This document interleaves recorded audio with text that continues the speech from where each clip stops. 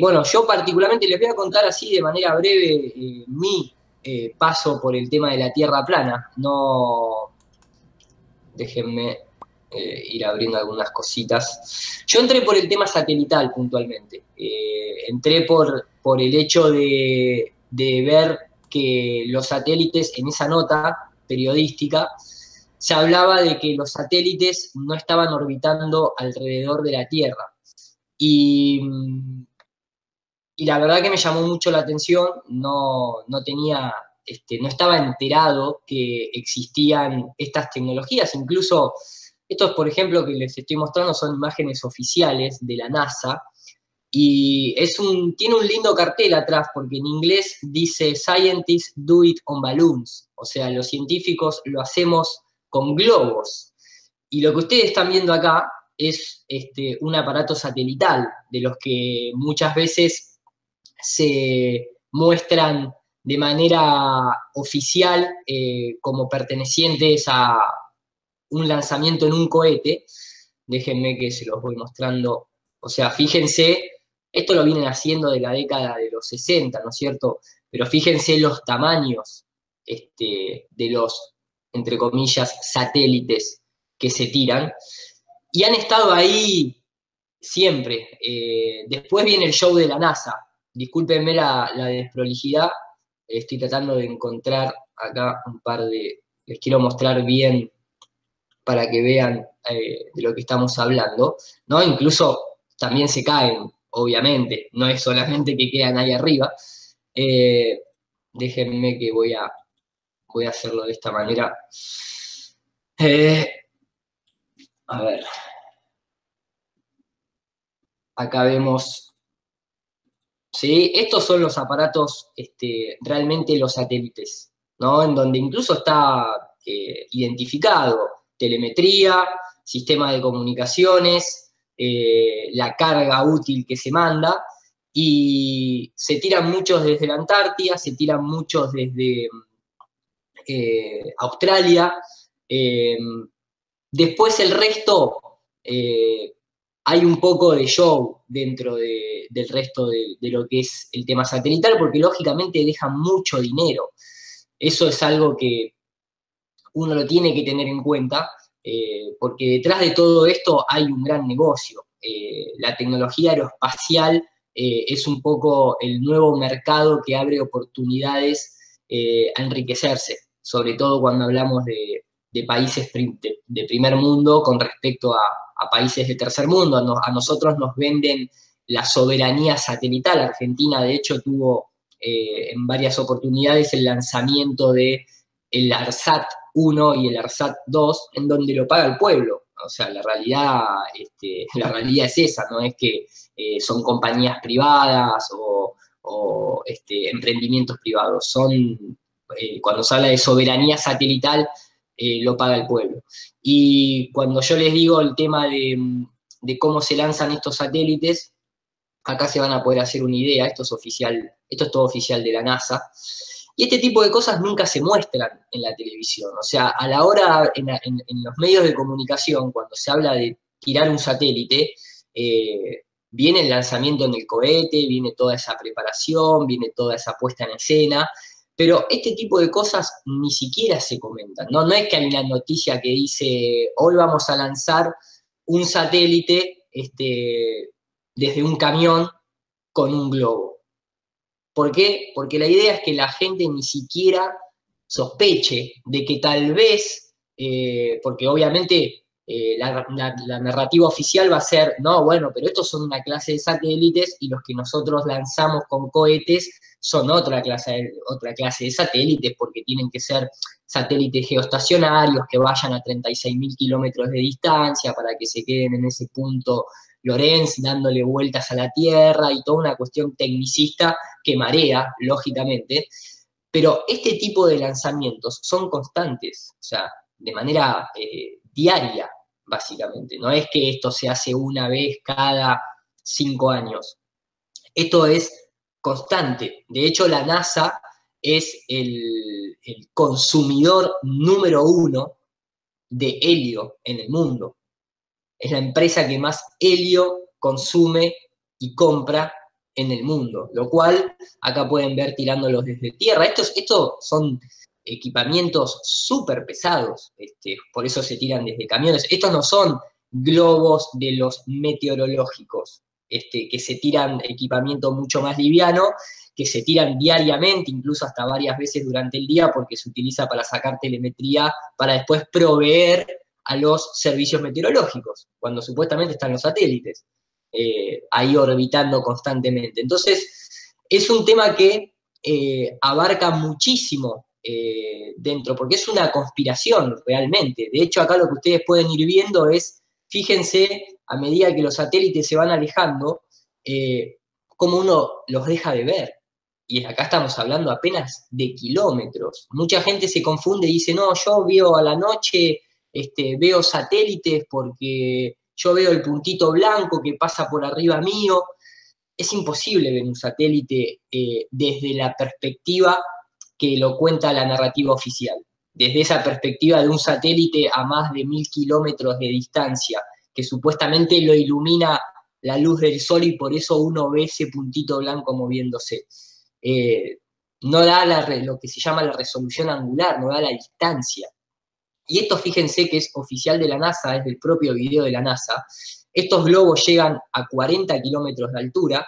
Fíjense que ahí ustedes ven el globo blanco, transparente, iluminado obviamente por la luz del sol. Esto está apenas a menos de 20 kilómetros en este momento, o sea, está un poco más arriba que un avión comercial. Y ustedes acá ya no le pueden ver ni siquiera el hilo ni la carga que está por debajo. Imagínense cuando esto llega a 40 kilómetros. Imperceptible. Acá, esto no sé si se llega a ver por la calidad tal vez del video, pero este puntito que está ahí abajo, ese puntito que está ahí, en realidad es eso que ustedes ven acá. Tiene el tamaño de un camión. Y sin embargo, cuando está a 20 kilómetros, 18 kilómetros de altura, ya ni lo ven. Entonces, imagínense tratar de ver un satélite a 1000 kilómetros de distancia. Es imposible. La realidad es esa. Y después, imagínense que este simple video de la NASA oficial, cuando llega al final, muestran esta pequeña filmación a 40 kilómetros de altura, y acá no hay curvatura. Esto es la Tierra en su esplendor, y mucha gente se confunde con esa línea de ahí atrás. Muchas veces la gente cree que ahí está viendo una curva y no un círculo. Y cuando uno se pone a ver un poco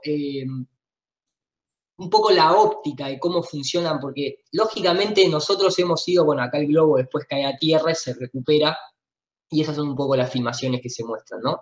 Y nosotros estamos todo el tiempo acostumbrados a lidiar durante año tras año tras año de nuestra vida con imágenes provistas desde el espacio de la NASA de una Tierra esférica, y entonces, claro, es muy difícil tal vez sacarse de la cabeza esa situación, porque lógicamente todo el tiempo a lo único que uno ve es una Tierra esférica constante, provista por los medios de comunicación de masas, por las películas, por Hollywood, por los noticieros, por la NASA. Es como que a mí, por lo menos, me sirvió mucho cuando yo dije, bueno, está bien, pero si la Tierra no es esférica, ¿cómo es la Tierra? Y hay mucha gente que ha tirado cámaras de altitud, yo estoy adelantando simplemente, y estos son varias compilaciones de videos. Y acá, por ejemplo, yo nunca en mi vida, hasta entrar en este tema, había visto una cámara de altitud como esta, donde se puede ver el sol y un reflejo cenital. Recordemos que en la ciencia oficial el sol está a 150 millones de kilómetros. Esto es imposible a 150 millones de kilómetros. O sea, la óptica no condice con esas medidas, con esas distancias. Ni hablar que bueno, acá cuando se van reventando y demás, ¿no? Pero digamos, también hay que tener en cuenta del estilo de cosas como que cuando esta no, déjenme, quiero ir poniendo algunas camaritas como para que ustedes vean. Eh, Tengan en cuenta que cuando se hicieron todos los cálculos de la distancia del Sol, de la distancia a la Luna, todavía ni siquiera se había inventado el globo aerostático para comprobar absolutamente nada. No se había ni siquiera inventado ningún dispositivo de vuelo.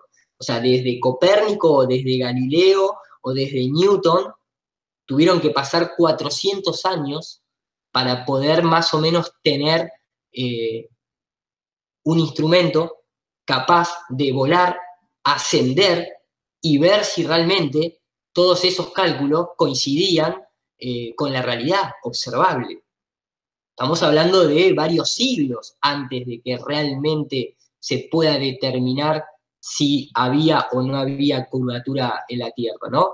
Y obviamente nosotros hoy en día lidiamos mucho con esto, lidiamos mucho con efectos de cámara ojo de pez, en donde mucha gente que tal vez no está metida en el tema, no sabe muy bien lo que está viendo, si realmente a esa altura se debería ver de esta manera, o de esta, o de esta, o de esta, o de esta.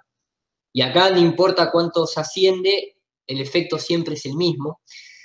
Hay muchísima información de esto en internet, va a haber de la gente que te dice que no, que eso es así porque la Tierra es curva, pero la realidad es que nunca nadie vio la curva, nunca vio nadie que el agua se curve, no hay experimentación al respecto. Entonces se entra en un torbellino que muchos de los que están acá, que lo escuchan por primera vez, tienen que tener en cuenta que ya hay 5 años de información masiva en donde se refuta, se aclara, se refuta, se aclara todo el tiempo.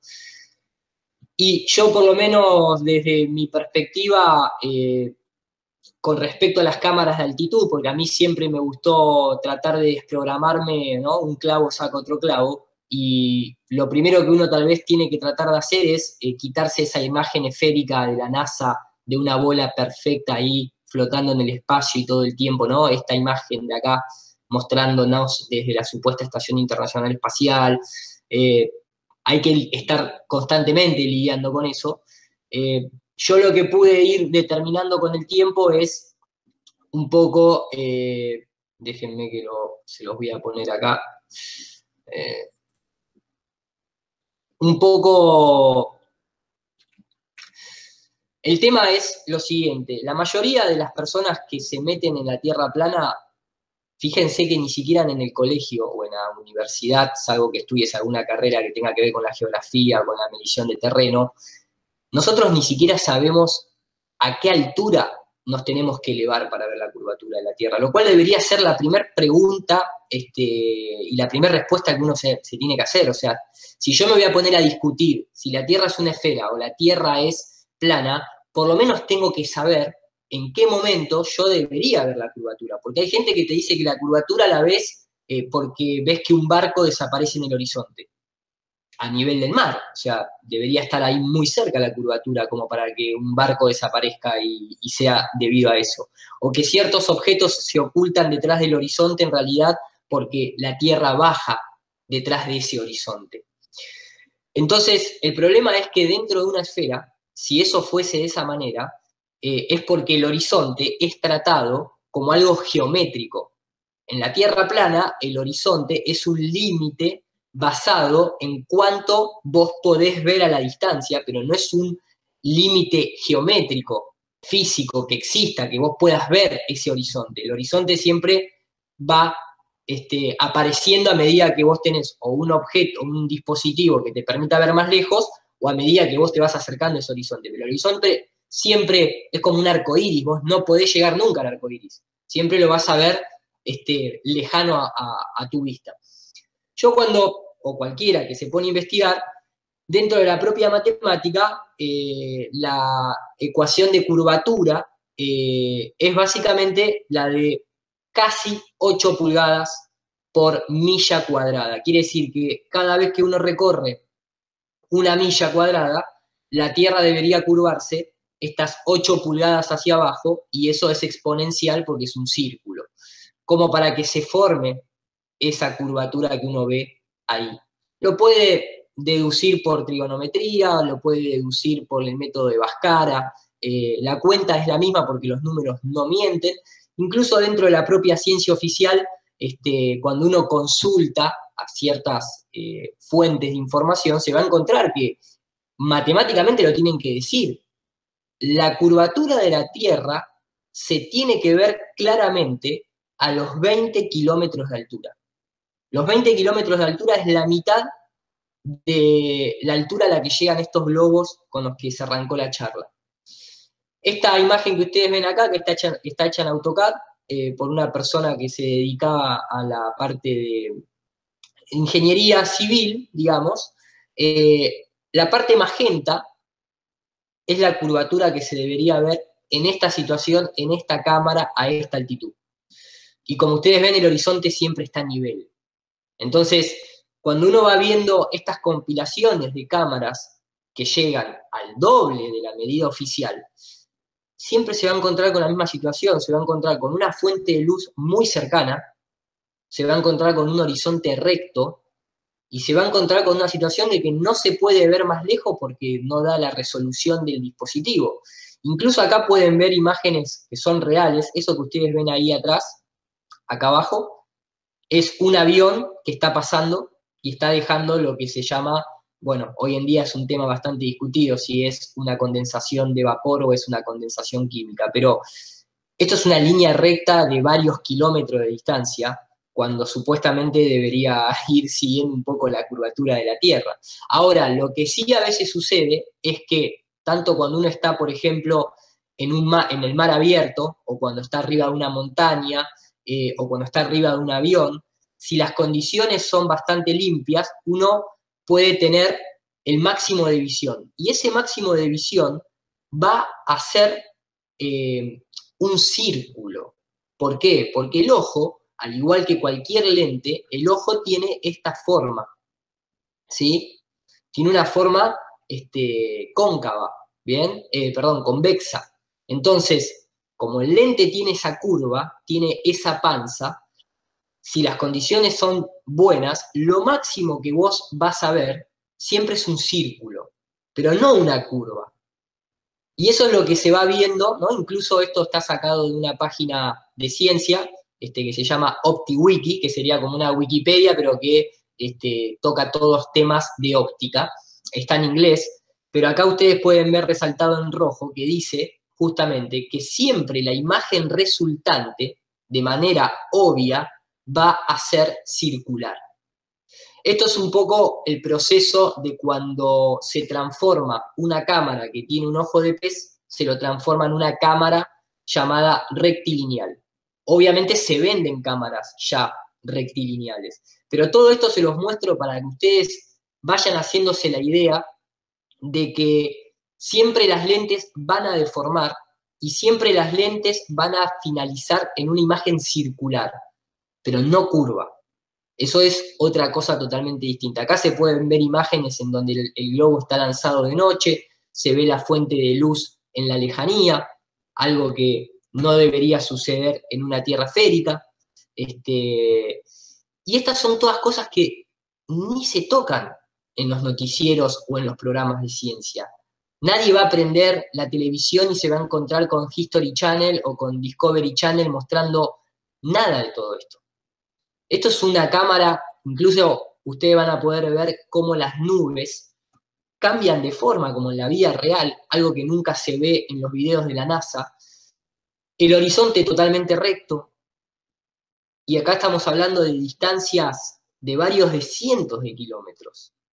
Entonces, acá son, por lo menos, en estos varios años de que hay mucha gente ya metida en este asunto, la verdad que la recopilación de información que hay es muchísima. Y cuando uno eso lo pone en una balanza, para justamente, bueno, esto también en Estados Unidos y en varias partes del mundo sale ya en los noticieros, de alguna manera ridiculizando, pero no pueden dejar de hablar del tema porque se ha hecho una situación mundial. Esto, ustedes acá pueden ver el subtítulo, pero es constante. No sé si ustedes han tenido la posibilidad incluso de ver a los presidentes tratando de desprestigiar el tema de la Tierra plana. Entonces, uno tiene que hacerse esa pregunta. O sea, ¿qué interés puede tener Obama en aparecer más de 6 veces diciendo que la Tierra es redonda en pleno 2017? Eso supuestamente es algo que ya estaba desde hace 500 años, se sabía que era redonda. ¿Por qué este tema vuelve a aparecer ahora? Y la respuesta es porque ahora nosotros, como gente común, tenemos instrumentos para nosotros mismos, sin depender de ninguna agencia gubernamental, determinar las observaciones y compararlas con las hipótesis, con las teorías, con las ecuaciones, con la matemática, digamos, pura y exclusivamente hablando, y no están dando las cuentas. O sea, la observación que se tiene de nuestro mundo no coincide con que la Tierra gire ni con que la Tierra sea una esfera. No por una cuestión de que lo digamos nosotros, gente común y corriente, sino que a medida que uno se va metiendo en este tema, lo que va notando es que ni siquiera los científicos considerados más grandes de la historia han podido jamás demostrar que la Tierra rote, se mueva o se traslade por ninguna órbita alrededor del Sol. Estos ya son cohetes, esto que ustedes pueden ver acá es directamente el cohete a 120 kilómetros de altura. O sea, ya no estamos hablando de 40 kilómetros de altura, estamos hablando 3 veces más esa altura. Esto es imposible. Esta rectitud del horizonte a esta altura es imposible en una Tierra esférica. No hay manera de que esto realmente fuese así si la Tierra es una esfera. Yo cuando fui viendo todas estas recopilaciones, todas estas investigaciones, todos estos experimentos, realmente no lo puedo dejar de lado. Por más que los medios de comunicación nos bombardeen con imágenes de la NASA es una institución fundada por personas que ahora después les voy a mostrar, muy dudosas de ser, digamos, gente ligada a la buena fe, ¿no? Esto, por ejemplo, es un globo con un equipamiento especial en donde este brazo que está acá, va a ir tapando el sol para que no moleste a la visualización de la cámara. Esto que ustedes están viendo acá es lo que les comentaba, siempre de esa forma circular, pero también lo que están viendo acá en contraste color azul es cómo el sol ilumina. Y el sol ilumina de forma radial, de forma circular, no de forma paralela, entre comillas, como nos hacen creer de que los rayos del sol entran paralelos. Este brazo mecánico lo que hace es ir tapando el sol, es una cámara acelerada, y esto demuestra cómo el sol se aleja, básicamente. Acá siempre está el sol, ¿sí? Y ustedes van a ir viendo cómo se produce esta direccionalidad de las sombras. No son sombras paralelas, son sombras divergentes, lo cual ya pone bastante en duda el modelo del globo, que se basó en aquellas medidas de Eratóstenes con los rayos paralelos y todo ese tipo de cosas. Y esto es un poco lo máximo que se puede ver a esa altitud. Es imposible ver, por más que la Tierra sea plana, no se puede ver desde Perú hasta Europa porque la Tierra sea plana. Porque existen otras cosas como la perspectiva, el punto de fuga, obviamente un telescopio no es un lente sagrado omnipotente que te puede hacer ver hasta la infinidad. Estos son todo tipo de comprobaciones o de experimentos realizados por gente que no pertenecen a organismos oficiales, digamos, con el fin de ver si las observaciones coinciden con la teoría. Yo les mencionaba recién Eratóstenes, por ejemplo, ¿no? Y esto para que se den una idea, en aquella época, unos 300 años antes de Cristo, sin ningún tipo de medios tecnológicos ni nada por el estilo, se asumía de que los rayos del sol entraban paralelos, entonces se producían dos sombras distintas, en donde acá, como ustedes pueden ver, si la superficie es curva, este obelisco no proyecta casi sombra y este obelisco proyecta una sombra larga. Entonces uno se ponía a triangular asumiendo que la Tierra era una esfera y entonces podía determinar la supuesta curvatura terrestre. El problema es que si la luz es cercana, también se produce lo mismo. Ahora se los voy a mostrar. Me refiero puntualmente, a ver si lo tengo por acá. El modelo es válido para las dos situaciones. Si los rayos del sol entrasen paralelos y uno compara esas dos sombras, puede determinar la curvatura de la Tierra. Pero si el sol está cercano, también se va a producir lo mismo. Uno de los objetos que tiene el sol encima no va a proyectar sombra, y a la distancia, el objeto que está más lejos va a proyectar la misma sombra que se proyecta en el otro modelo.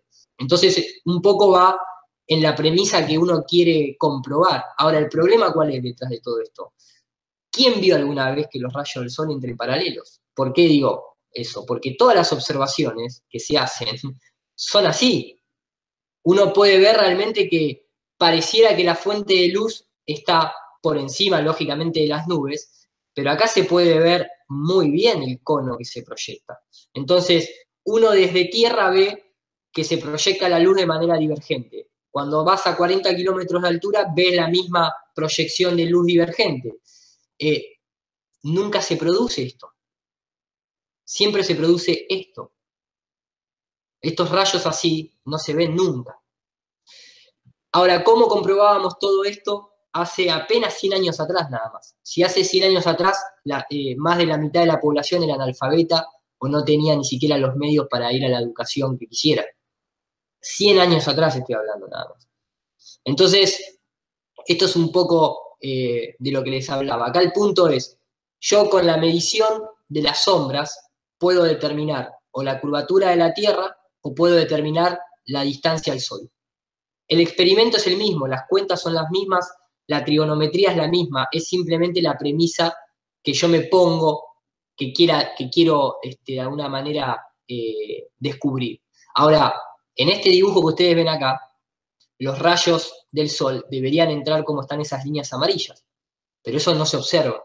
Entonces, esto es una fantasía, porque la realidad no se observa eso. Incluso más fantasía todavía es que si uno se pone a indagar y uno dice, está bien, bueno, pero ¿cómo hizo Eratóstenes 300 años antes de Cristo para determinar la distancia entre este obelisco y este obelisco? Que en realidad fue un pozo de agua, ¿no? Pero no importa. Porque estamos hablando de 300 años antes de Cristo, o sea, no es que llamabas por teléfono o mandabas un mensaje por celular preguntando, che, ¿cómo está la sombra allá a 800 kilómetros de distancia? Entre Alejandría y Siena hay 800 kilómetros de distancia. En una época que ni siquiera se usaba el kilómetro se estableció en el siglo XVIII, siglo XVI, el siglo XVII. Entonces, ni siquiera se hablaba en kilómetros. Ahora, la historia oficial nos dice esto, que está marcado en azul, que es que Eratóstenes contrató a un camellero para que fuera hasta Siena y midiera la distancia que había entre las dos ciudades. Esa es una opción, o sea, la persona fue contando los pasos del camello. O la otra opción es que se contrató un grupo de soldados que siempre daban el paso firme y uniforme.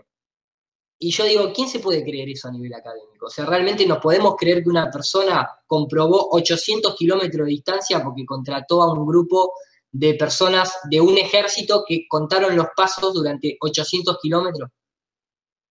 Y esto, obviamente, en una universidad no te lo van a contar. Directamente dan por sentado que el cálculo de Eratóstenes es correcto y que todo funciona de manera perfecta, y nadie te va a decir, bueno, no, en realidad la distancia, nadie sabe cómo sacó la distancia.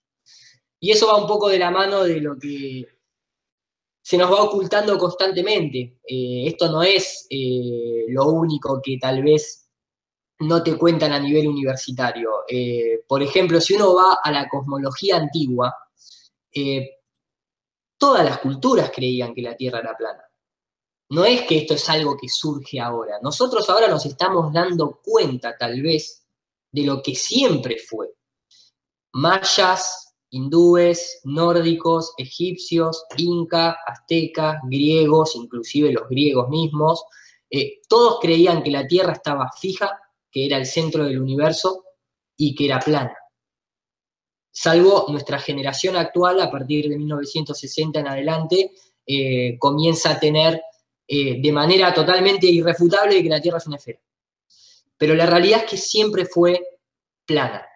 Incluso mucha gente se ríe porque cuando uno se pone a hablar de la Tierra plana, lo primero que te dicen es, ¿y qué? Hay una tortuga abajo y está sostenida por elefantes.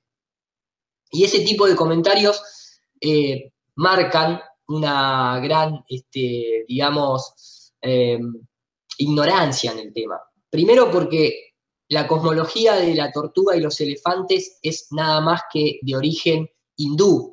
Las demás culturas, como ustedes ven acá, la inca o los mayas o los nórdicos, no ponen tortugas abajo, de hecho ponen un gran árbol abajo.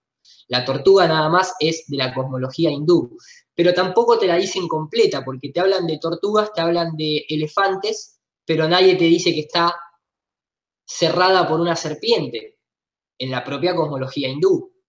Y eso tiene todo un significado, porque cuando uno se pone a ver un poco las imágenes, lógicamente lo que va a concluir es que los elefantes significan pilares, los pilares por donde la tierra está apoyada, lo hablan en todas las culturas religiosas, y además genera firmeza, la tierra está firme. La tortuga, lógicamente, denota quietud, estabilidad, y denota el movimiento del éter, porque es una tortuga de agua, no es una tortuga de tierra la que está puesta. Y la serpiente, que es color verde y ondulea, lo que nos está diciendo es que estamos encerrados por un campo electromagnético, que uno lo puede ver en lo que son las auroras boreales, tanto en la parte nórdica como en la parte sur. Entonces, yo siempre lo que le pregunto a la gente que sale con este tema es si vamos a hacer esta clase de juicio de valores, de decir, hay una tortuga con elefantes, yo me pregunto si uno sabe, por ejemplo, si yo les digo a ustedes, ¿alguien conoce que existe la constelación de Leo o de Escorpio? Levante la mano si alguien escuchó hablar alguna vez de esa clase de constelaciones. ¿Alguien le escuchó? Sí, bien. Perfecto, ¿no? Porque son las 12 constelaciones del zodíaco. Ahora la pregunta es, ¿ustedes alguna vez vieron al león en el cielo? ¿O vieron una serie de puntos que imaginariamente nos dicen que es un león? Porque esta es la constelación de Escorpio. ¿Ustedes ahí ven un escorpión? Eso es una serie de puntos que realmente hay que tener bastante imaginación como para decir que eso es un escorpio, ¿no? Un escorpión. Ahora, los astrónomos modernos te dicen claramente, eso es la constelación de Escorpio, pero ahí no hay un escorpión. Entonces, si nosotros vamos a poner ese tipo de pautas ridículas de no saber interpretar lo que significa una serpiente, una tortuga y un elefante, pero sí se va a avalar a rajatabla de que ahí hay un escorpión en el cielo, ahí es donde empieza la disonancia cognitiva, porque la astronomía moderna utiliza ese tipo de conceptos también para comunicarse entre ellos. Esto es simplemente una forma de contar una historia. Es simplemente cuando uno dice el Cordero de Dios que quitas el pecado del mundo, yo no soy católico, ni soy religioso, en base a todas estas cosas que llevo investigada, entiendo que las religiones están bastante corruptas, pero cuando se habla del Cordero de Dios, es el ciclo donde está Aries, donde está el Cordero, donde está el carnero en el cielo. Y cuando se habla de Jesús, se habla de la era de Piscis. Y cuando se habla de Tauro, es el toro. Y constantemente son simples alegorías, son formas de contar una historia. Es algo que incluso en varias religiones siempre se habla de no adorarás imágenes. Y sin embargo, lo primero que el hombre hace es hacer una imagen, automáticamente. Y cuando uno tal vez mira el cielo, no solamente cuando mira el cielo, incluso también cuando tal vez habla de los días, incluso de la semana, uno no se da cuenta que constantemente estamos invocando dioses creados. Cuando uno habla de los días de la semana, déjenme que se los muestro acá, son los mismos dioses paganos que se adoran desde que Roma existe. Sunday es el día del sol, Saturday, que es el sábado, es el día de Saturno, Venus es el viernes, Júpiter el jueves, Mercurio el miércoles, martes Tuesday hace obviamente invocación a Marte de forma directa, y los lunes es el día de la luna. Entonces, todo este tipo de situaciones hay que contemplarlas, porque incluso hay un gran banquero bastante corrupto, que fue uno de los principales en desprestigiar y hundir a Tesla, a Nikola Tesla, que hoy en día siguen operando como cualquier persona en las situaciones bancarias, ¿no? Que es la familia de los JP Morgan. Y los JP Morgan tienen una frase que dice justamente: los millonarios no usan la astrología, pero los billonarios sí. ¿Por qué? Porque todas esas familias, todas esas élites utilizan la astrología, porque es la única manera de entender por qué hay ciertas energías que benefician en determinado momento a el plano en general, no al ser humano solamente, sino, digamos, nosotros cuando vemos las constelaciones tienen una finalidad, que es orientarnos. Uno puede utilizarlas, por ejemplo, cuando navega en el mar, para orientarse en el mar, pero también la astrología te puede orientar a nivel espiritual, por eso una carta natal es muy positiva cuando te la hacen bien, porque te orienta en tu encarnación, en lo que viniste a hacer en esta encarnación puntualmente, y obviamente también te orienta, por ejemplo, cuándo cosechar, cuándo cultivar. Entonces, esas son señales en el cielo que están hechas para marcar ciclos. El sol que se mueve marca el día y la noche, la luna, las estrellas, el firmamento. Esas son cosas que tienen una utilidad real. Pero esa utilidad real no es nombrar las estrellas, porque la palabra astronomía es el nombramiento de las estrellas y astrología es el estudio de las estrellas. La NASA hoy en día lo único que hace es nombrar las estrellas y decir, ahí está tal estrella, ahí está tal otra, ahí está tal otra. ¿Qué hacemos con eso? O sea, hay millones de estrellas, ¿qué le vas a poner un nombre a todas? O sea, si siempre vemos las mismas, y las que tienen influencia son las que desde la antigüedad misma se vienen estudiando. Entonces, digamos que el tema es un tema muy abarcativo, involucra muchísimo, pero hoy en día lo que nosotros, por lo menos a mí lo que siempre me gusta ver es el hecho de que a nosotros nos han metido a darle vueltas a un sol que no es de alguna manera nuestro sol. Que nosotros nos hayan dicho que le damos la vuelta al sol, cuando todos los días todos nuestros sentidos nos van a decir lo contrario. O sea, acá no hay ninguna persona que haya visto ni que el sol ni que la luna sean de distinto tamaño, y ninguno de nosotros puede determinar si nosotros le damos la vuelta al sol o es al revés, pero la realidad es que si uno levanta la cabeza, lo que va a ver es que se mueve lo que está arriba y nosotros abajo estamos quietos. Después uno puede creer en la teoría de la relatividad y creer que en realidad es al revés, pero ni siquiera ellos lo pueden comprobar. Entonces, cuando a nosotros nos dicen simbólicamente que le damos la vuelta al sol, lo que nos están diciendo simbólicamente es que nosotros le damos la vuelta al Dios con el que ellos operan, que en este caso, al igual que en todas las demás religiones, siempre es el mismo Dios solar.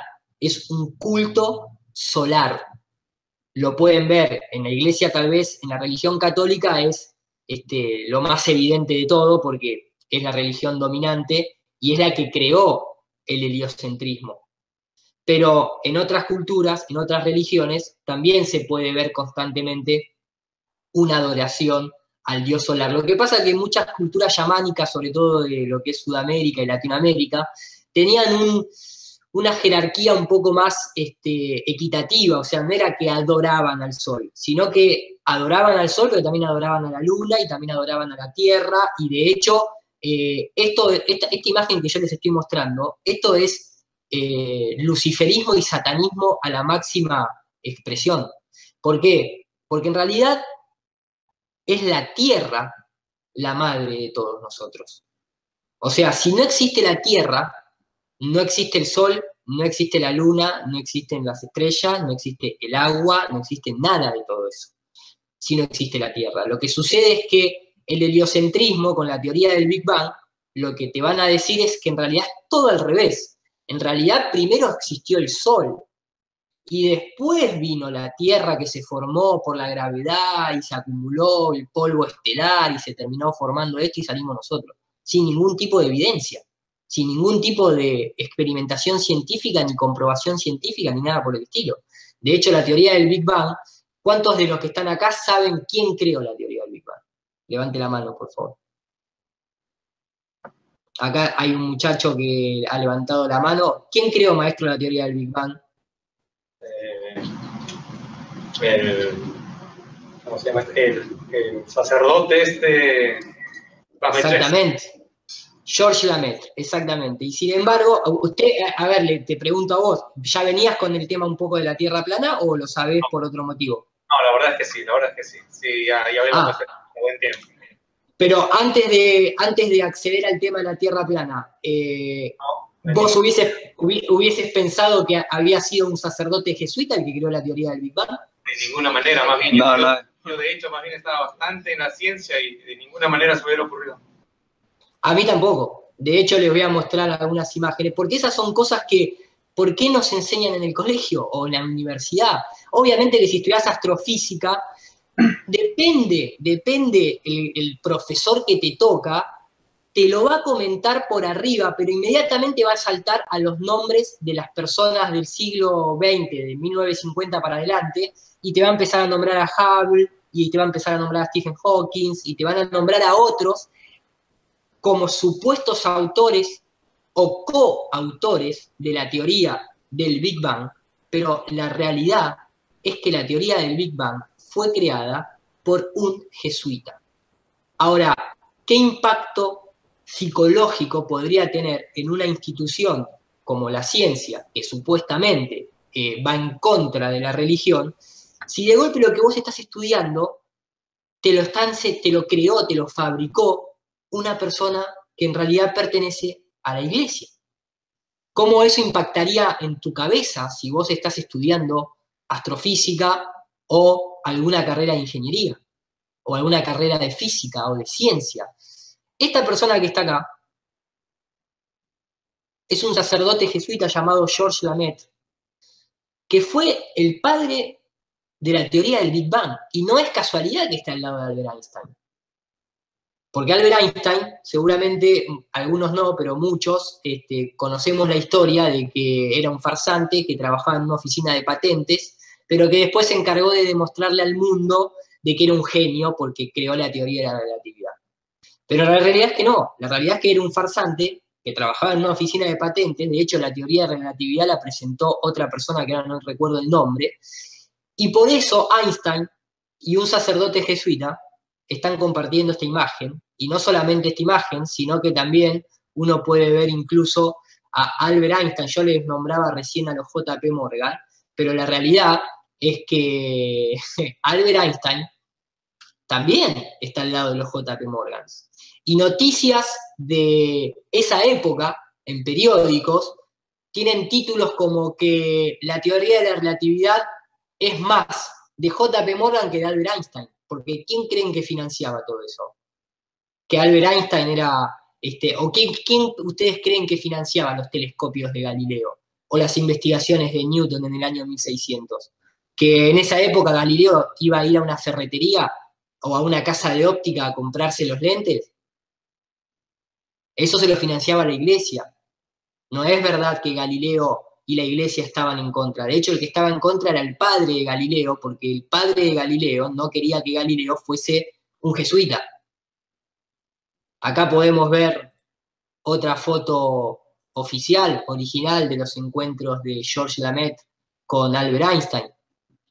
Acá podemos verlo incluso en la Agencia Espacial Europea, tiene su mural el jesuita George Lamaitre. Incluso el átomo, el famoso átomo, que nunca nadie vio jamás semejante partícula, es una teoría, la teoría del átomo, también fue propuesta o de alguna manera redireccionada por el mismo jesuita. Por eso creó la teoría del Big Bang. Y de hecho, mucha gente, tal vez siempre se les dice que el universo o nuestro sistema solar es parecido a un átomo. porque los planetas orbitan como los electrones le orbitan al átomo. Y la famosa imagen que todos tenemos presente en la cabeza de un átomo, ¿no? Si yo acá pongo, permítanme poner átomo, obviamente esta es la primera imagen que surge, ¿no? Un sistema orbital. Esto es cualquier cosa. O sea, de hecho, en las propias universidades de física se enseña de que esto no es así. Esto nadie nunca jamás lo vio, ni lo comprobó, ni nada por el estilo. Esto simplemente es como una interpretación artística. Ah, pero de esto la ciencia oficial no te dice esto. O sea, esto es lo mismo que ver tortugas con elefantes. Tiene el mismo significado automáticamente, o sea, no es otra cosa distinta. Ahora, el punto es, ¿por qué se le nombra, por qué se llama átomo? ¿Por qué átomo? ¿Por qué esa cuestión de que se creía que era una partícula indivisible, pero bueno, ahora en realidad están también los quarks, los gravitones, y hay como 25.000 partículas más además del átomo? Obviamente ninguna comprobada, ninguna vista, ni ninguna empíricamente avalada, ¿no? El tema es, ¿por qué átomo? ¿Por qué ese nombre? Y nuevamente tenemos que volver a la historia, y lo que uno va a comprobar es que la religión, sobre todo la católica, es un espejo de la religión egipcia, y de hecho la religión egipcia está repartida por todo el mundo. Cuando uno ve un obelisco en cada capital del mundo, sobre todo de lo que es Occidente, automáticamente tiene que entender de que ese país, la gente que lo gobierna, pertenece a la Iglesia, al Vaticano. Por eso el Vaticano también tiene un obelisco, ni bien entras en la plaza principal. El obelisco o la escuadra y el compás son todas simbologías jesuita. La masonería es una rama de los jesuitas. Y cuando uno ve el nombre átomo, en realidad viene de la palabra atón o atón, que significa dios solar. Este es Atón, el dios solar egipcio, el disco solar egipcio, ni siquiera es la esfera solar.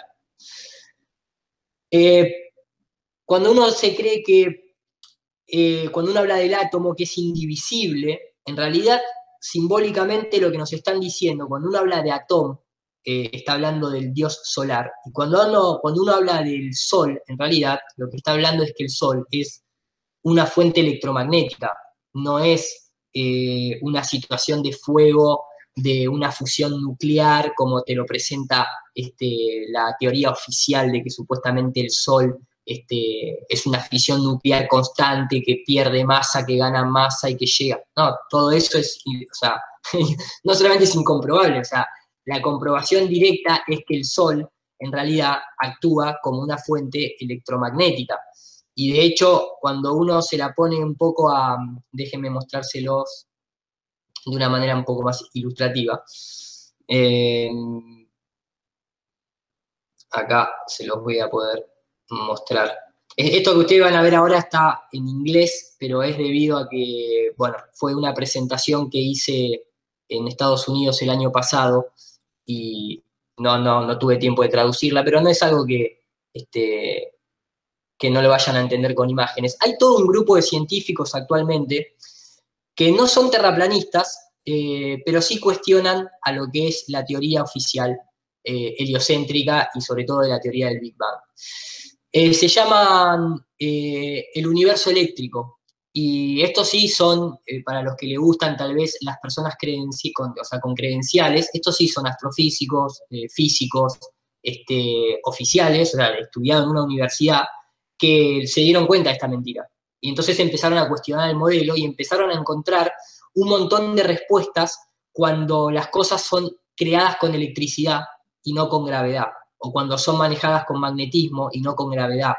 Entonces, este tipo de personas llevan ya varios, no les digo cientos de conferencias, porque no sé si se habrán dado 100 conferencias, pero más de 30 conferencias en Europa constantemente. Tienen su propio canal que se llama Proyecto Thunderbolt. Thunder en inglés es rayo. Y cuando uno se pone a comparar, por ejemplo, en el caso del Sol, déjenme que se los muestre acá. Si yo les pregunto a ustedes, ¿Qué hora del día es esa? ¿Qué hora dirían más o menos? Si quieren levanten la mano con el numerito. 6 de la mañana. 6 de la mañana. No. 12 del mediodía. Mediodía. Bueno, eso es un rayo. Es la noche, es plena noche. ¿Por qué les muestro esto? Porque esta luz de color azul y esta iluminación que ustedes ven acá es producto de un rayo eléctrico. Cuando ustedes ven el día, también tiene el mismo color azul, porque el sol es eléctrico, no ilumina por el fuego. Es más, la luz que da una combustión, digamos, fósil, para que se entienda, no tiene nada que ver con la luz que da una lamparita eléctrica. Y de hecho, si ustedes ponen plantas al lado de una fogata, no va a crecer ninguna planta, es más, se va a secar. Pero si ustedes ponen plantas al lado de una lamparita eléctrica, la planta crece, porque nosotros somos electricidad constantemente. De hecho, si un ser humano se muere, te reavivan con un electroshock, porque todo lo que está en este plano es eléctrico. De ahí es la simbología de Zeus, el dios del trueno. La creación viene por la electricidad, no viene por la gravedad. Entonces, cuando uno compara, por ejemplo, el Sol, esto que ustedes ven acá son imágenes astronómicas de universidades hechas con telescopios de gran alcance, y esto es lo que te dicen llamarada solar, pero la realidad es que más que una llamarada es un arco eléctrico eso, o por lo menos cuando uno lo compara, pareciera más un arco eléctrico que una llama del Sol. De hecho, nunca nadie vio una llama en el Sol. Cuando ustedes ven el Sol de forma, cuando uno va a la observación, el modelo es eléctrico. Constantemente todo refiere a un sistema como Nikola Tesla y como muchas otras personas de la ciencia siempre han descrito. Lo que pasa es que todo esto también involucra la presencia del éter. Y eso para la ciencia oficial es un gran problema, porque si existe el éter, entonces existe un marco de referencia en donde la Tierra tiene un lugar privilegiado y somos el centro de la creación. De hecho, acá se pueden ver, ¿no? La física oculta del éter, libros escritos por científicos que hablan de ello, y toda esta transmisión que se da por el aire, no es que se da solamente por el aire, en realidad se da por el éter. De hecho, hay muchas de estas cápsulas que están acá, que ustedes pueden ver un sol en miniatura, o esto, que es plasma, no hay presencia de aire, está en una cámara de vacío. Lo que hay es presencia de un campo que todo lo permea y que se llama éter, porque de ahí viene la palabra eterno, o internet, ethernet. Todo lo que simboliza una comunicación etérea viene del éter, justamente. Entonces, incluso, por ejemplo, cuando uno ve cosas como la Luna o los cráteres en la Tierra, no son productos de meteoritos, son productos de campos eléctricos. Esto que ustedes ven acá arriba a la derecha es en escala, en laboratorio, electricidad inducida a, a materiales de tierra, digamos, ¿no? Como para que se entienda a lo que voy. Y fíjense cómo se forman cráteres iguales que los que están en la Luna, por ejemplo. O más que cráteres, ese tipo de formaciones o de elevaciones. La teoría oficial dice que la Luna recibió cientos de impactos de meteorito, pero ninguno ve un impacto de meteorito de forma dejando un surco. Todos los impactos de meteoritos son todos rectos. Entonces es medio extraño, no tiene mucho sentido en un modelo heliocéntrico en donde los meteoritos vendrían de todos lados, que formen ese tipo de cráteres. Incluso desde siempre lo que se ve es este tipo de fenómenos en el cielo. Eso que ustedes están viendo ahí, llamado meteorito, es un arco eléctrico. De hecho, ahora lo van a poder ver, este está en otro primer plano, y van a poder ver todo ese efecto de hilos ahí. Eso que está ahí, eso es electricidad, como se ve acá. todos los fenómenos que se ven en el cielo son todos eléctricos. No tienen nada que ver con una roca entrando desde el universo, desde el espacio exterior, viniendo, encontrándonos a nosotros en una galaxia que va supuestamente viajando a miles de kilómetros porque el universo está en expansión, pero siempre los meteoritos nos encuentran a nosotros. Recientemente la ciencia oficial, incluso estudiando el cielo, ha descubierto otro tipo de rayos, que son estos que están acá, que se llaman, le han puesto el nombre de espíritus. La palabra Sprite, como la gaseosa que ustedes toman, significa espíritu. Y si ustedes ven acá, este tipo de rayos suceden en lo más alto de la atmósfera que se puede ascender. Y fíjense que lo curioso es que los rayos siempre caen para abajo. No pueden seguir ascendiendo hacia arriba. Entonces hay un límite. ¿Cómo hacen los cohetes de la NASA para salir? Si ni siquiera un rayo puede salir. Ni siquiera estas descargas eléctricas salen. Y fíjense incluso los colores. Rojo, azul. Todo esto es replicable en laboratorio. Menos las teorías heliocéntricas. Son las únicas teorías que no se pueden replicar en laboratorio. Todas las otras sí. Obviamente todo tiene que ver, esto es lo que les decía al principio, de la serpiente, de la simbología incluso que está presente en todas las culturas, de la unión de la mujer y el hombre, no la división o el hombre tiene que ser mejor que la mujer o la mujer tiene que ser mejor que el hombre. Siempre la unión hacia la fuerza y siempre lo que se trata es de la igualdad. El sol y la luna tienen el mismo tamaño porque el hombre y la mujer tienen que ser iguales. Lo que pasa es que el modelo en el que nosotros habitamos, o que nos pusieron, que es el modelo del heliocentrismo, representa lo masculino. Por eso nunca va a haber una papa mujer. Nunca va a haber, digamos, no le voy a decir una presidenta mujer, porque eso está también arreglado, pero el modelo del Vaticano, lo primero que hace es desvalorizar a todo lo que tenga que ver con lo femenino, a todo lo que tenga que ver con la luna, con la creatividad. Esa es una de las principales herramientas que utilizan para desequilibrarnos. Sin embargo, todas las culturas antiguas siempre lo que les muestran es el vestido blanco, es la luna, el brillo amarillo es el sol, y las alas tienen color verde porque representan las auroras boreales. Esto que ustedes ven acá, que es una aurora boreal, esto es Dios, entre comillas. Si ustedes se preguntaron alguna vez dónde está la energía divina, esto es energía divina.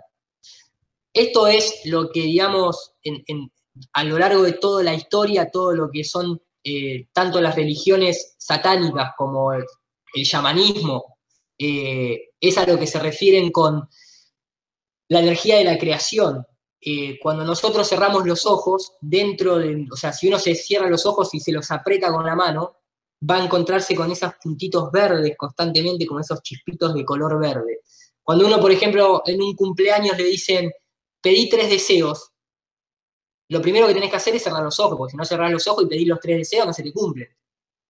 Cuando uno quiere crear un plan o tengo un proyecto, lo primero que haces es cerrar los ojos para idear ese plan. ¿Por qué? Porque todo está dentro nuestro. Y como está dentro nuestro, está dentro también de la Tierra. Y esa energía que nosotros tenemos en la glándula pineal es el equivalente a la energía que la Tierra nos provee a nosotros a través de este tipo de fenómenos. Por eso, en todas las culturas siempre se hace alusión a una serpiente. La serpiente es color verde y se mueve como una aurora boreal. Lo que pasa es que todo eso después fue un poquito tergiversado y cuando entró en manos del Vaticano y ese tipo de instituciones, todo eso un poco se pervirtió. Pero como se dan cuenta, no los quiero tampoco bombardear con información porque da para mucho. El tema es muy amplio. No es una cuestión de si la Tierra es plana o es esférica. Es entender de que vivimos en un sistema de esclavitud total y que la principal herramienta que el sistema tiene para esclavizarnos es meternos en una bola giratoria y desvalorizarnos diciéndonos que somos un granito de arena en el medio de miles de millones de galaxias y que nadie sabe por qué estamos acá. Eso es un poco la generalidad del tema. Como ustedes, si ustedes están viendo acá, fíjense las diapositivas que van pasando, van desde cómo se fabrican las imágenes satelitales, la falsedad de la NASA, la mecánica de los fluidos como el tema del agua, quién creó la famosa luna que se mostró por televisión, la actualidad hoy en día del engaño de la estación espacial, cómo se crea esa falsa gravedad. Es un tema que realmente abarca muchísimo cómo funcionan los satélites, ya más o menos se los comenté al 3% de lo que realmente, de cómo realmente funcionan. Es un tema ya de 5 horas solamente explicar cómo funcionan las telecomunicaciones. Pero acá un poquito es la comparativa. Del lado izquierdo es el show, del lado derecho es la realidad. Eso es más, ustedes tienen el Chasqui 1, si no me equivoco, ¿o no? ¿Han festejado el lanzamiento del Chasqui 1? Sí. ¿Cuándo fue? Hace 2 años, creo, ¿no? ¿2 años? ¿El Chasqui 1? ¿El satélite que mandaron? El Chasqui 1. Sí.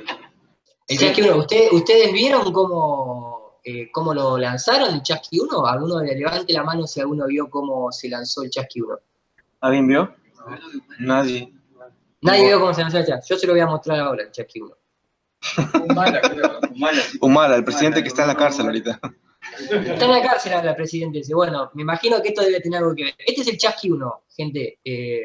Universidad Nacional de Ingeniería. Obviamente no creo que las personas que pertenecen a esta universidad tal vez estén al tanto de todo esto, lo hacen de buena fe. Así les tiraron a ustedes, este es el Chasqui 1. Es un astronauta en una especie de fondo negro con una bola brillante ahí de fondo, que no se puede saber muy bien de qué es oficial de la NASA, ahí pueden ver el logo de la NASA. Y así, ese es el Chasqui 1 ahí, lo tiraron con la mano.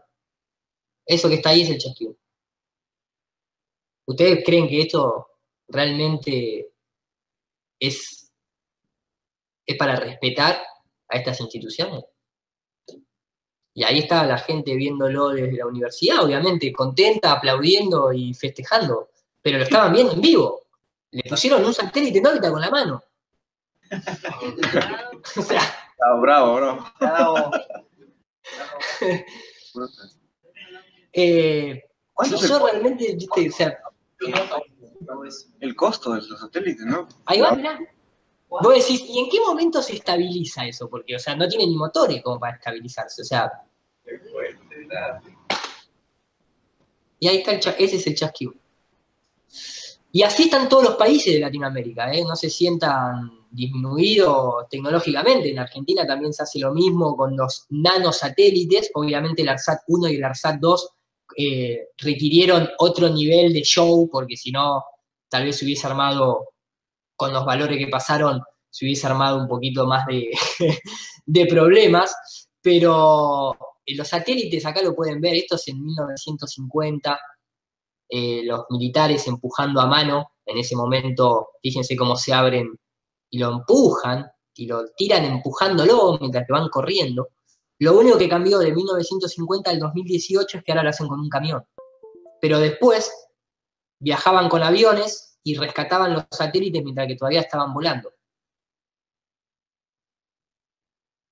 En el 2018, o sea, 60 años de ingeniería y siguen tirando los satélites con globos. ¿Qué está pasando? Incluso algunos, como muestra acá el noticiero, por los vientos de gran potencia, ni siquiera pueden llegar a despegar. Fíjense cómo se lleva puesto todo lo que está ahí atrás, casi mata gente. Esto estamos hablando, esto tiene el tamaño de una camioneta. Volando a 80 kilómetros por hora, se va chocando todo. Misiones espaciales actuales, en donde supuestamente se pone un telescopio en órbita. Miren lo que es el telescopio. Vos decís, pero ¿no está el Hubble? ¿No está el Spitzer? ¿Dónde están todos los telescopios que la NASA tiene? Que siguen tirándolo en un globo. O sea, hace todo lo mismo que hacen los satélites o que hacen los telescopios que están en el espacio, pero con un globo. en el año 2017. Hay algo que no cuadra. Todas las cosas que te muestran en la Estación Internacional Espacial son todas replicables en un avión de caída libre. Todas. A los astronautas le pasan los mismos movimientos que pasa cuando la gente va en esos aviones parabólicos que se llaman aviones de caída libre. Sumémosle a esto que la NASA tiene un presupuesto de 50 millones de dólares por día. Por día la NASA recibe 50 millones de dólares. Más que es la industria número uno, o el país con la industria número uno en efectos visuales. Entonces, si uno comienza a poner capa tras capa, tras capa, tras capa, puede entender que el espacio exterior que nos están mostrando es el reality show más caro y más grande que nos han vendido a todos los países del mundo. Eso es un poco la NASA hoy en día. Y lo que la gente está denunciando es esa transparencia. Cuando uno se mete en el tema de la Tierra plana, no está criticando la ciencia. Al contrario, lo que está pidiendo es que la ciencia sea ciencia y no que sea una cientología. Porque todos estos tipos, más allá de tener vínculos con la masonería o con los jesuitas o con lo que fuese, nos están engañando. Son actores realmente. Y se les están viendo los hilos. Ese es el tema. ¿Cómo puede ser que estos dos astronautas de golpe se traben igual que se traban cuando hacen esa clase de efecto en Hollywood? Este quiere dar la vuelta, el que está acá da la vuelta bien, pero el que está acá, de golpe cuando quiere dar la vuelta, se traba y después da la vuelta. O este astronauta que se le sueltan los cables y cae para abajo. Vos decís, esto cualquier persona que le gusta la ciencia no lo puede aceptar. No puede aceptar esto. Porque uno cuando va a la universidad se va ¿para qué? Para que en la vida no te engañen, más allá de aprender tu profesión. Cuando uno aprende a sumar en el colegio, a restar, a dividir, a multiplicar, es para que cuando vas a comprar 5 manzanas, te den 5 manzanas, y no te den 3 y te digan acá hay 5. Entonces, el 100% no, pero el 98% de la gente que se vuelca al terraplanismo somos todas personas universitarias, o por lo menos escolásticas, con un nivel de educación como el que tiene el resto de las personas. Entonces, puede haber gente que sepa más o sepa menos de matemática, pero esto es sentido común. Esto te lo da la vida, no te lo dan los números. Y eso es un poco con lo que estamos tratando de luchar, con la que no nos engañen más, porque nos dimos cuenta. O sea, acá hay algo que nos cierra. Sobre todo, contradice cualquier tipo de sentido o experimentación que nosotros vivimos en el día a día.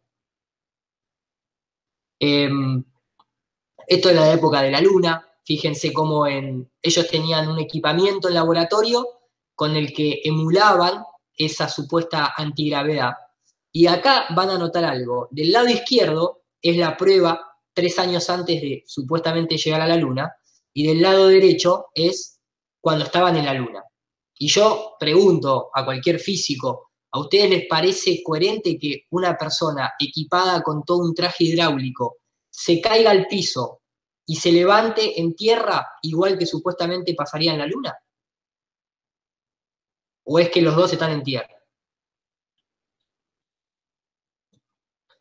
Entonces, ahí les repito, esto da para muchas horas y obviamente es algo en el cual surgen muchas preguntas y hay muchas cosas para explicar y hay que estar explicando cómo funcionan los eclipses, pero entonces qué pasa con la sonda Voyager y entonces por qué los terremotos y los volcanes y el efecto Coriolis. El tema es a dónde está la curva de la Tierra. Yo todo eso te lo explico, pero ¿dónde está la curva de la Tierra? Porque entonces, si no hay curvatura en la Tierra, evidentemente todos esos fenómenos que vos me estás mostrando o que me estás preguntando, tienen que tener otra explicación, porque la Tierra no es una esfera. De hecho, la tiene la explicación, ¿no es cierto? Pero es como para que ustedes se den cuenta que realmente el tema es amplio. Tal vez no se necesita ser un genio ni ser un matemático para darse cuenta que la Tierra es plana, ¿eh? Mirando el agua en un vaso y comparándola con grandes océanos, te vas a dar cuenta de que el agua siempre busca su nivel y siempre está plana. Entonces, después de ahí queda en cada uno interiorizarse y de manera tal vez deportiva decir, bueno, me gustaría saber cómo funciona esto en el modelo de la Tierra plana. Creo que es una gran época la que estamos viviendo porque ya hay tanta cantidad de gente, millones les diría, millones de personas detrás de este tema en la cual todo se va a hacer mucho más simple. Yo hace 4 años atrás no había ni el 3% del material de lo que hay ahora, no había ni el 2% de la gente involucrada a nivel profesional que hay ahora. Yo sigo muchos canales norteamericanos y ahí están las cosas un poco más avanzadas, lógicamente, y realmente las entrevistas que hacen, donde participan militares, ex empleados de la NASA, realmente dan testimonio de cosas que son increíbles. Lo hacen con algunos con seudónimos, otros dan el nombre y apellido. Eso también implica un poco el nivel de cómo se persigue a la gente que piensa que no estamos en una esfera. Y vos decís, ¿por qué esta persecución a los que creemos que la Tierra es plana? Porque lo vemos todos los días. O sea, la gente que habla de Illuminati, de unicornios de colores, o de aliens, o de naves extraterrestres, nadie le dice nada. Y nunca se presentan pruebas. Pero cuando hablas que la Tierra es plana, la gente se altera, se enoja, se pone mal. Yo ahora en una semana viajo a Inglaterra a una conferencia, la primera conferencia que se va a hacer en Inglaterra sobre Tierra plana. Y estaba justamente armando las placas que voy a llevar.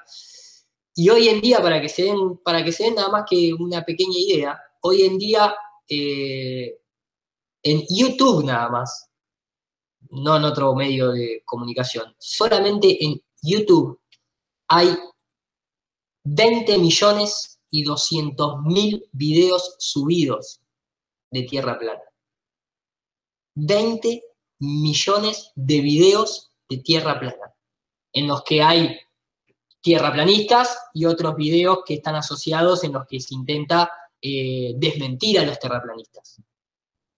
Si yo pongo acá en los resultados de Google, busco la tendencia de calentamiento global, no llega ni a un cuarto de eso. Si pongo la palabra Illuminati, no llega ni a la mitad de lo que genera la Tierra plana. Entonces, son todos indicios, por lo menos para despertar la curiosidad y investigar cada uno. Siempre uno dice lo mismo, no le crean a nadie más que ustedes mismos, o sea, simplemente tomen esto como un puntapié inicial para indagar en el tema. No le crean a nadie, créanle a ustedes mismos, nada más que eso. Realmente son 500 años de engaño, digamos, subvencionados y financiados por la élite misma. Y entonces nosotros como personas comunes no podemos pretender tener todas las respuestas en 5 años. Menos que ninguno cuenta con un presupuesto ni con ningún financiamiento, digamos, de ninguna institución. Entonces todo esto es muy a pulmón, pero no tenemos nada que ocultar, ni reconocer en que uno puede estar equivocado en una cosa o en otra. La ciencia oficial no puede demostrar que la Tierra sea curva. Si no, depende de una imagen digital de la NASA, que como ustedes están viendo el fondo, esta que está acá está hecha por mí en 1 hora y media. O sea, sin la NASA no se puede demostrar que la Tierra es una esfera, o sin ninguna agencia espacial, digamos. Y eso no es ciencia. La realidad es que eso no es ciencia. Más que la propia NASA nos dice que las imágenes son hechas de manera digital. La propia NASA lo tiene que decir. Entonces, la idea es presentar un poco esa perspectiva, ¿no? De que el debate tiene que estar abierto, que la ciencia crece cuando se hace escéptica y no cuando se hace creyente. Sobre todo que si hablamos de que nosotros le creemos a la ciencia, estamos hablando de que le estamos creyendo a este tipo de ciencia. Esto es en Brasil. O a este tipo de ciencia. ¿Por qué todos los astronautas son masones? ¿Por qué? ¿Por qué todos los grandes supuestos científicos están al lado de jesuitas o de banqueros? No. ¿Por qué? ¿Por qué Albert Einstein en su libro no puede demostrar que la Tierra se mueva? O Stephen Hawking tampoco puede demostrar que la Tierra se mueva en ninguno de sus escritos o de sus postulados. ¿Por qué los nazis fundaron la NASA? ¿Por qué Walt Disney está metido hasta en el diseño de la Estación Internacional Espacial? Mickey Mouse. O sea, Mickey Mouse. ¿por qué la NASA está fundada por ocultistas? Que ni siquiera hasta la propia Wikipedia nos dice que Jack Parson era perteneciente a la Ordo Templis Orientis. ¿O por qué los astronautas, inclusive los astronautas mismos, se dan el lujo de, creo que lo tengo por acá, si no me equivoco, los astronautas mismos se dan el lujo todo el tiempo de estar haciendo el cornuto, todo el tiempo están haciendo los cuernitos en la cara, o plantan simbología constantemente, muestran sus tatuajes con el ojo de Horus, incluso cuando entrenan abajo de las piletas de agua, hasta los buzos hacen los cuernos o muestran sus tatuajes satánicos. Esta es la ciencia que queremos para nosotros. Y esto solamente sucede en el espacio. No sucede en la ingeniería. Cuando vos vas a ver cómo construyen un edificio, el ingeniero que hace los planos del edificio no tiene un ojo de oro tatuado, o no se pone a hacer cuernito mientras que le está indicando a los obreros cómo levantar la viga. Solamente pasa en el espacio. Esto es lo que un terraplanista denuncia realmente. No está en contra de la ciencia, al contrario, lo que queremos es recuperar a la ciencia realmente. No sé qué les pareció la breve presentación, espero que hayan entendido un poco, que me hayan podido seguir. Es un tema muy amplio realmente, es un tema muy amplio.